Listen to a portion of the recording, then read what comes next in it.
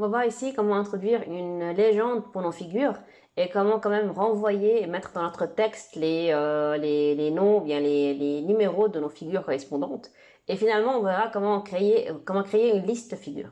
Donc voilà, je suis venue mettre plusieurs photos ici, plusieurs figures. Euh, Déjà, pour commencer par introduire une légende, comment on fait?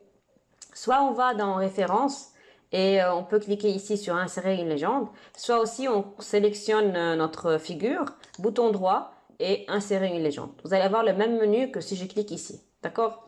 Vous avez ici la légende, donc ça va commencer par figure 1. Je peux continuer, donc nature, d'accord? Le texte, donc c'est une figure, c'est pas une équation ni un tableau. Je veux que la position soit sous la sélection, ce que j'ai fait ici. Et je peux venir changer la numérotation, ça c'est clair. Moi je peux pas utiliser le 1, 2, 3 toujours. Et donc voilà, je clique OK. Et voilà la légende qui va figurer ici. Je peux faire ça aussi pour cette figure-là. Donc je clique sur la figure, bouton droit, insérer une légende, figure 2. Donc je vais juste un soleil tout simplement comme ça. OK, figure, numérotation OK. Et voilà la figure 2. Et finalement cette figure aussi, donc insérer une légende, figure 3, ballon de foot. Pareil sur la sélection et OK. Et voilà, on a 1, 2, 3 automatiquement qui ont été mises. D'accord? Maintenant, si j'ai envie de renvoyer, de dire que voilà, dans le texte, allez voir la figure 1 ou bien allez voir la figure 2. Je me mets ici, par exemple, donc juste ici. Disons que je veux faire référence ou bien renvoi à la figure 1. Je veux dire que voir, et là, je m'arrête. Ce que je fais, je dois aller cliquer sur renvoi. Dans renvoi, je choisis figure ici parce que moi, je veux que ça soit les types de figures qui a déjà été mis. Je choisis là une figure. Puis je fais figure. Et là, je choisis le renvoi. Est-ce que je veux que ça soit la légende entière ou bien uniquement, vous avez plusieurs choix. Uniquement le texte et numéro uniquement ou non. Donc moi, je choisis normalement toujours texte et numéro. D'accord?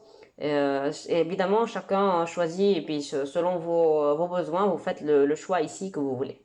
Et je clique insérer. Vous allez voir ici que automatiquement voir figure 1 a été introduite. C'est vraiment impeccable comme ça. Je vais cliquer fermer et je vais mettre une parenthèse. Imaginons que là, je vais mettre un renvoi pour la figure 2. Pareil, donc voir et là je clique sur renvoi. Cette fois-ci, je vais choisir la deuxième figure, insérer, fermer.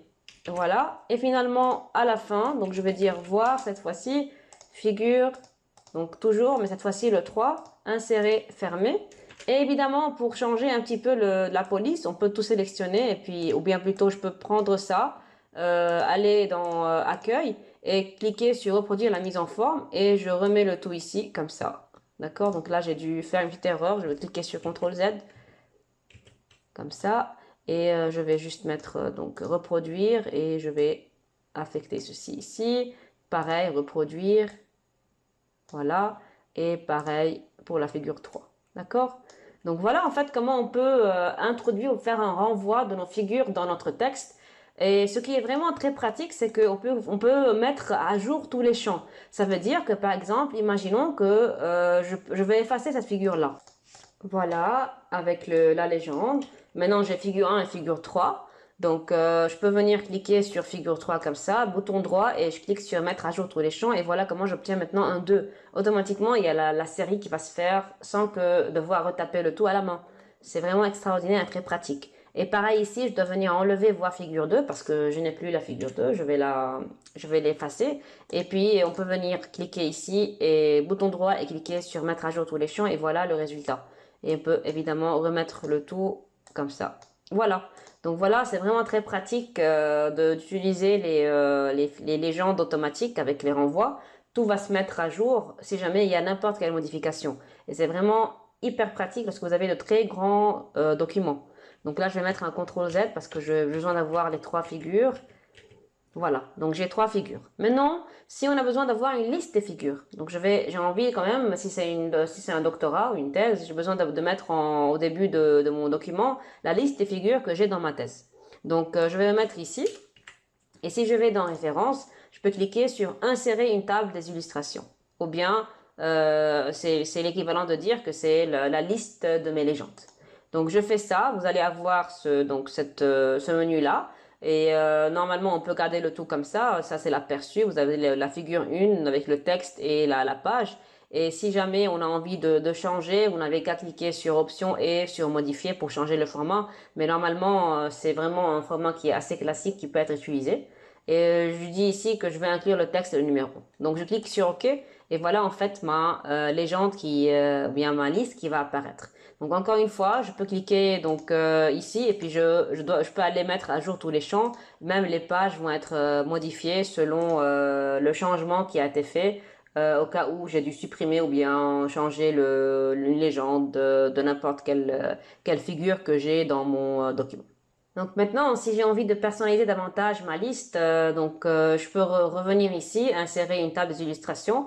Je peux venir, par exemple, enlever ici l'affichage des numéros de page. Je peux aussi enlever le fait d'aligner le numéro de page à droite. Voilà. Et on peut venir cliquer sur modifier. Et puis je peux, là, il y a la table qui est sélectionnée. Je peux venir changer ici la police. Choisir par exemple Times New Roman. Choisir, disons, rouge et gras. Exemple. Et on peut venir changer le format ici, comme on a vu dans le cas de la table des matières. D'accord? Donc c'est exactement la même chose. Et si je clique OK, OK, OK, et voilà, oui, et voilà le résultat.